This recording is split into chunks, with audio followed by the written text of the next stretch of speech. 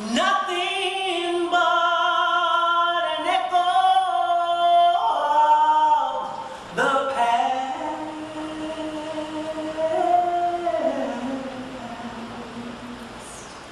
This is nothing but an echo of the past.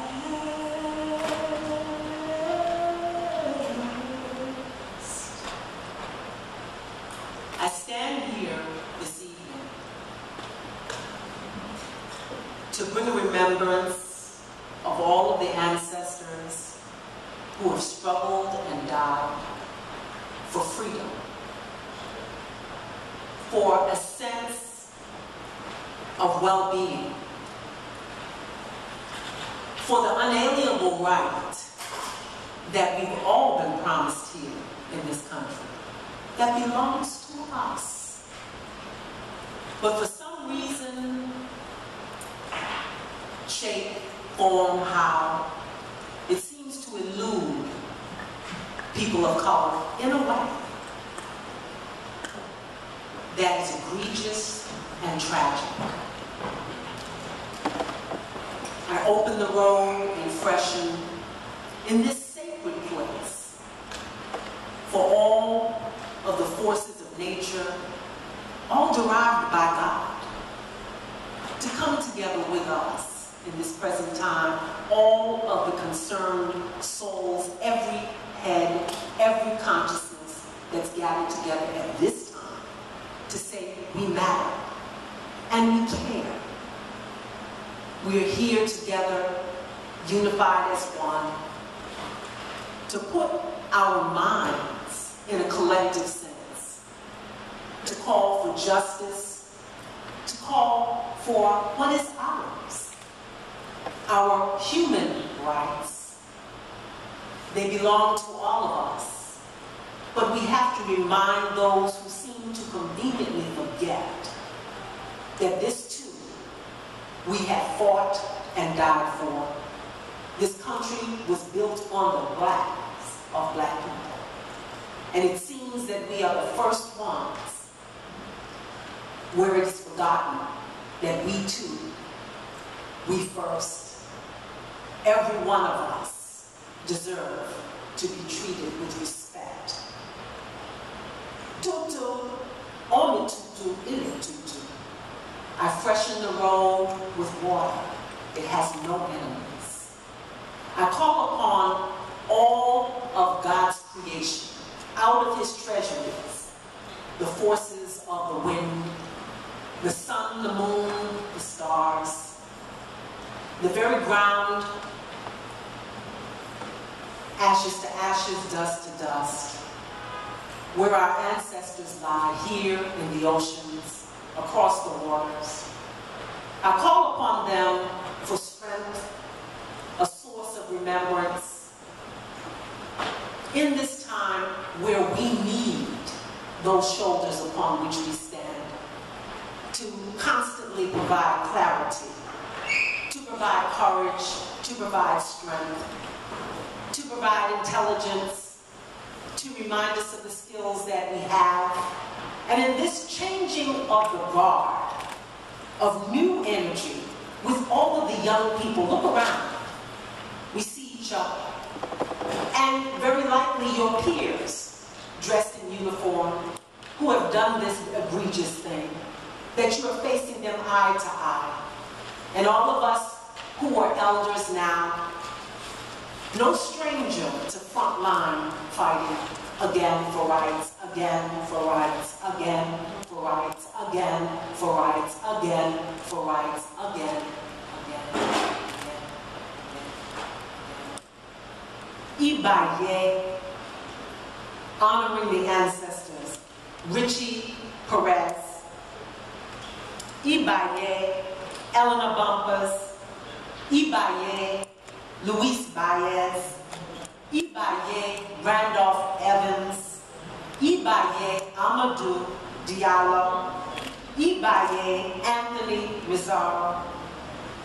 Ibaye, Hilton Vega. Ibaye, Patrick Dorsman. Ibaye, Kevin die. We call in remembrance all of these souls who were killed by police brutality, to remember them, to honor their memory, their spirit, in the work that we're setting forward to do now at this time. How ironic is it to serve and protect? To serve whom? To protect whom? Was that not the plight of those who were assaulted that night? Mother, daughter, serve and protect. Serve and protect. Serve and protect. How do we serve each other?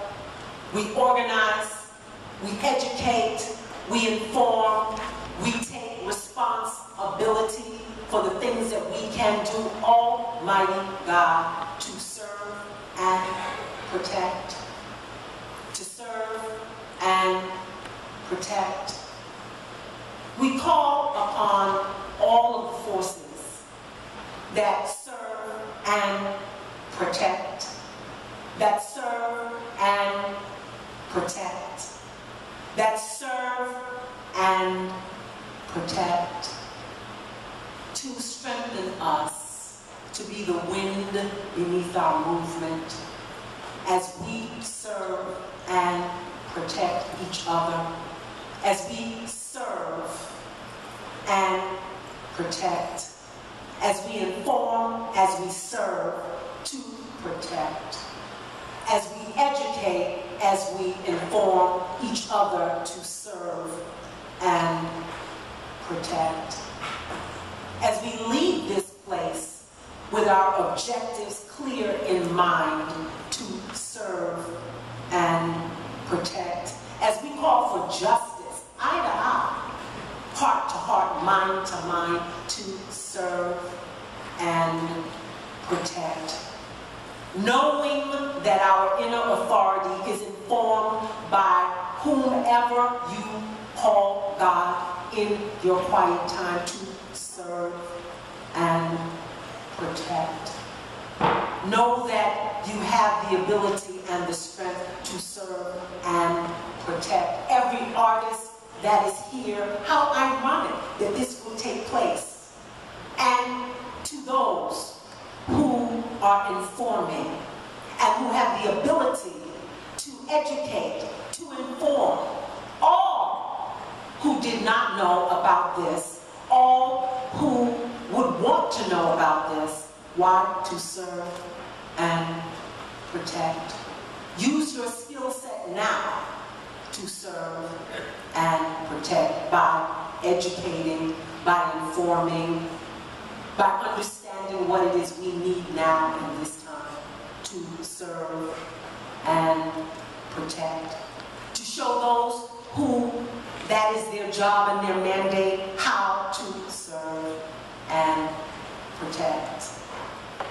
We have a call and a charge to keep by serving and protecting each other.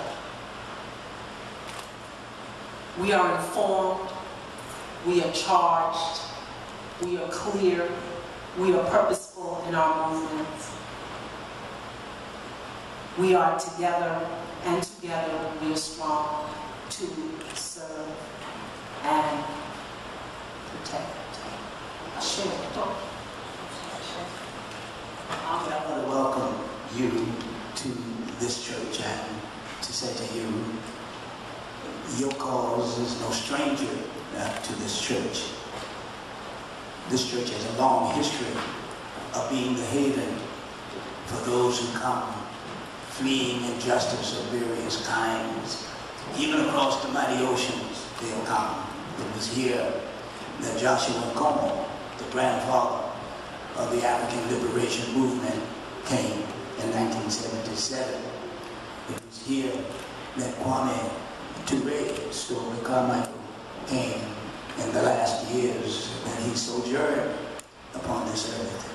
And even Bruce Wright, Colorless Bruce as they called him, who was inclined to free those who came before his court without exorbitant bail. But he came too. So they've come. Many of them have gone on, as Sister Talana says.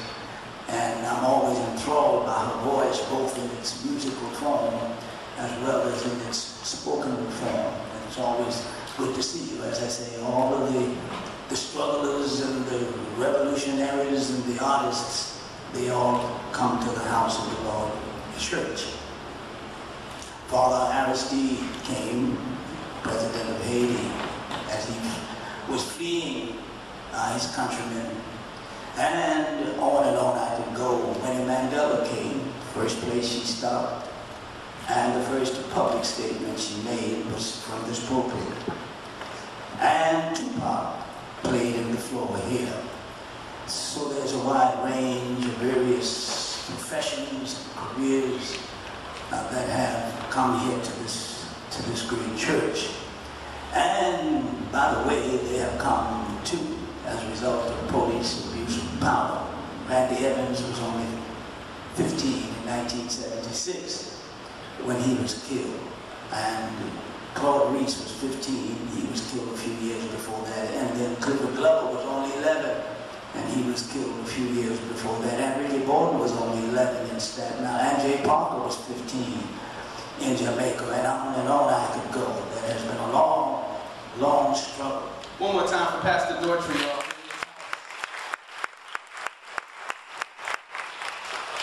So, real talk. My name is Lumumba Vandeli of the Malcolm X Grassroots Movement, and welcome. Thank you all for coming. We party together. We do concerts together. It's time for us to organize together. It's time for us to organize together.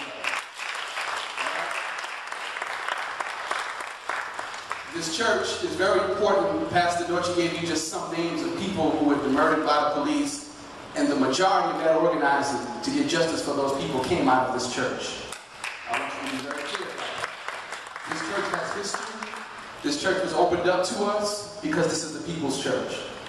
And I want to personally, again, thank you, Pastor Daughtry, for always being there and allowing us to use the space here for this purpose.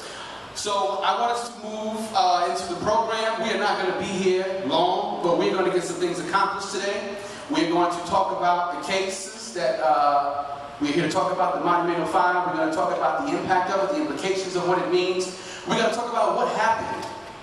But more importantly, we're going to talk about what we have to do, which is really why we're here.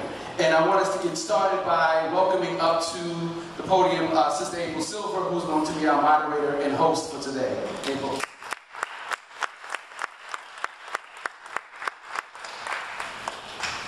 Peace, family. Peace. I wanted to just start, before we get into the meat, thank you everybody for coming, but because she didn't get a proper introduction, but she opened the road, I just wanted to thank Tulani Kennard for... She's a performing artist here based in Brooklyn. She's a passionate activist and activist on fire. And I mean that in a lot of powerful ways. And she's been long at the forefront of social justice work on behalf of artists, on behalf of women, on behalf of Brooklynites, on behalf of human beings, especially people of African ancestry. So because of her passion and her long history, and because she is an ordained minister, we asked her to help speak first to honor our ancestors, and also to help us respect this sacred space. So thank you to Monica Kennard. So just to jump into the program, I wanted to start off quite logically and to give those who may not be familiar with what happened and why we're here in the first place. I wanted to make sure we're cynical. Oh, okay. Cynical and Steele, if you can make your way to the front. You all have a one-pager that gives the background information about what happened about a month ago. But to make it more real and more powerful, we wanted to bring part of the organizing entity of this, plus the people who had their hands on this event and can give first-hand knowledge about what happened. We wanted to let that be known. But let me say this real quick, because someone asked, why would we do this? Well, we had a press conference before, this happened a month ago. let me just identify for those who might be wondering, why would we convene a community gathering? Like Lamoma said a moment ago, we have work to do. And every single opportunity that we have to strike against the wall, then we must do it. We have to create and nurture an intention on behalf of the community to support the Monumental 5. We have to nurture and make sure that people have a firm understanding of why it's important for the unity to work as a block for when or if the court dates come, but because police brutality and abuse of power, like you said, Reverend Dorja, it doesn't have to be that way. The question that has been circulating for years now, why do police brutalize our communities?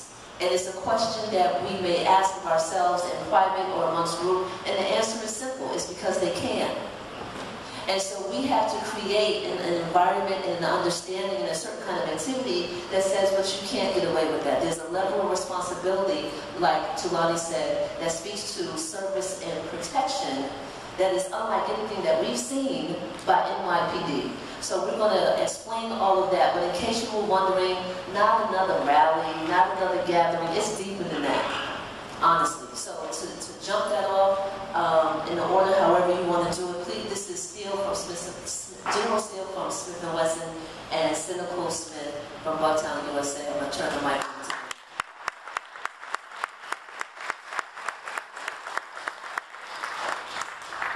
you. Good evening, everybody. Thank you for coming out.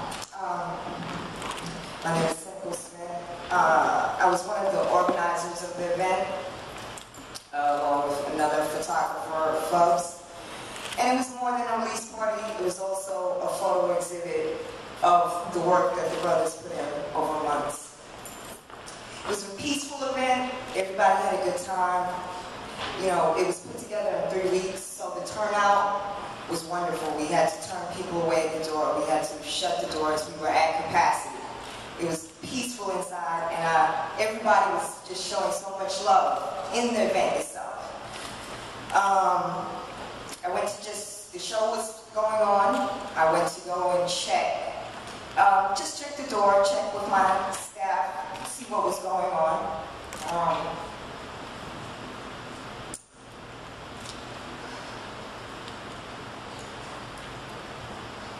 Went to the door.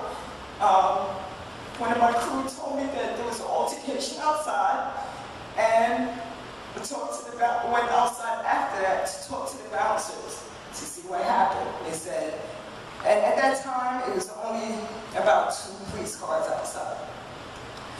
They said there's a possibility that the club might be that the cops might be shutting down the party. I asked them why. They said there was an altercation outside. I went back into the venue at that point, and I stood by the stage just to, pretty much on standby, when one of my crew came in and said they're shutting it down. Immediately, I went on the stage, I told Pete, they're shutting down, the police are shutting down our party. Word spread amongst the DJs that were there, and one of the DJs, Goldfinger, immediately started with the Russell Simmons, good night everybody, please get home safe. God bless, good night. And people were exiting the club. The house lights came on. So everybody knows what that means. It means start exiting the club. And everyone was doing that in a peaceful fashion. Everything happened so fast that the next few incidences are like crazy. I remember another DJ, Mr. Walt, coming in and telling Pete, they have your wife outside on the floor. Immediately, Pete went for the exit, and the next thing I knew, it was Mace in the club, and we all started coughing.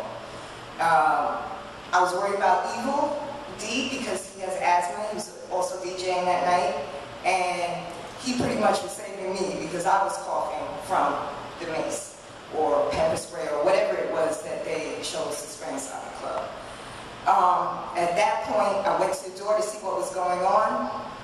I looked to the left of me, there are people being beat to the left. I look in front of me, there are people being beat in front of me. I look to the right, there are people being beat to the right. Steele was going to look for his mom. He's like, go back inside, get my stuff. Let's get it together. It's chaotic. At that point, they closed the doors, and we're inside. We can't get out. And everybody else is outside. really, I'm gonna be honest, I remember changing my clothes and just going back outside into chaos. It was surreal. It looked like something out of a movie. And it's like if I could explain like the anger, the ferociousness of these cops, their faces, it was like red. And that's what we walked into. It was so much going on, and I was just looking for my loved ones. And I just remembered people, friends, just trying to help me find my missing loved ones. And so at that point, I mean, I came out the club to see one of my artists on the floor being beat. I looked, I saw the altercation with Shara and Pete and their daughter, and it was just surreal at that point. So there was no provocation for them to come inside the club. It was peaceful inside. Whatever happened outside should have been left outside and dealt with outside. It shouldn't have been brought inside the club. And that's how I remember things.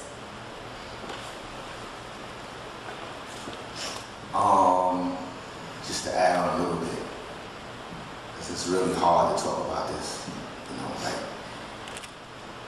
me personally, a lot of the stuff that happened, I actually saw on the footage later. You know, like Rock being beaten by the cops. You know, like I had no idea that was happening. Like Steele said, my first thought immediately was my mom. You know, I mean, my mom's in her 50s. I'm sure, when she was little, 60s, it was going on. She saw that type of stuff in the 60s. But, protect and serve, like Sister Tulani said. That night, the cops did everything but protect and serve. It's hard to describe, but the eyes that were out there can tell the truth without us having a doctor up any story. The wounds on Gabriel Diaz speak loudly.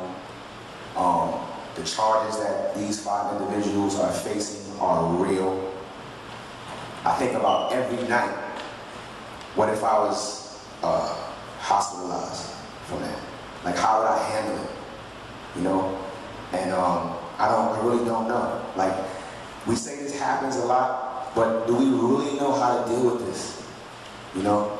The best thing we can come up with that evening was to tell people to film what was going on. You know, and in certain states, I don't know if people know, but in certain states, it's illegal to film the cops. So we can see why it's illegal to film the cops.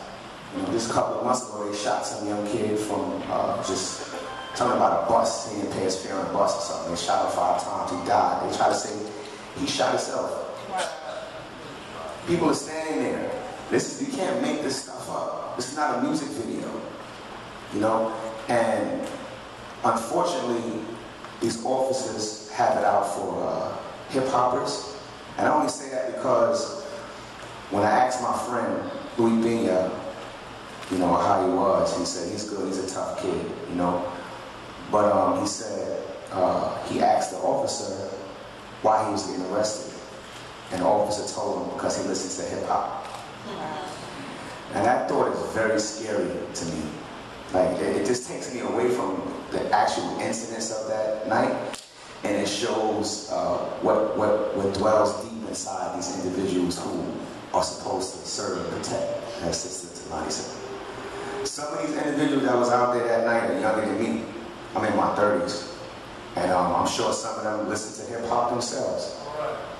But that evening, there was no communication, there was no respect, there was no protect, there was no serve. The only serve out there was part of my soul, where there was ass beatings being served out there that evening to man, woman, and children, and there was no discrimination in that respect. It's hard to see my family go through this. I see my brother Louis. He's just out of it, you know. It bothers me. So I can't sit at home and not do anything. So I thank April Silver, I thank Kevin Powell, I thank Pastor Daughtry, I think Lumumba for getting on the plane. As soon as he heard what was going on, he got on a plane from Florida and met us at the courthouse. You know what I'm talking about? Dedication. We don't know why we do these things, but we know when something is not right, we have to say something. You know, we may not know all the tactics, all the means, and all the rules and regulations of how the laws are played. That's why we got people like Kenneth Montgomery. When he got to step out, before anybody offers him $1, he's already on the court floor, ready to go. Full court press. And just briefly just say thank you to each and every one of you people that's here, because this is how we get it going. By showing that we're concerned, and by showing that this is not an isolated incident. This is something that happens to us. Like, I just met a brother outside, probably putting you on the spot like that, but this brother's from Chicago. He said something like that happened to him recently. He was at an event a couple of days after us at the Best Buy Theater, No Kid Theater, where we learned days later that Dana Dane had got arrested for selling t-shirts. And I say the cops have it out for hip-hoppers, and I can't blame them because they don't understand us. And I wish that they can come and see how beautiful our community is. I wish they can come to the concerts and see that it's not about a bunch of gang banging and just doing nonsense. It's really about love and about us finding ourselves and being able to communicate with each other on a higher level. Through hip-hop, through this little voice. True say it needs some, it needs some refinement, but this is what our elders are here for. They keep us on point. But aside from that, what happened that evening on June 28th can never be taken away. And we have to make sure that we don't forget. We have to make sure that it doesn't happen again. And if it does happen again, when we show up, when we need to show up, we show up 10 times as many people that we're here, so we can let the officers know, we can let Commissioner Kelly know that it was not appropriate for the police to use that type of force.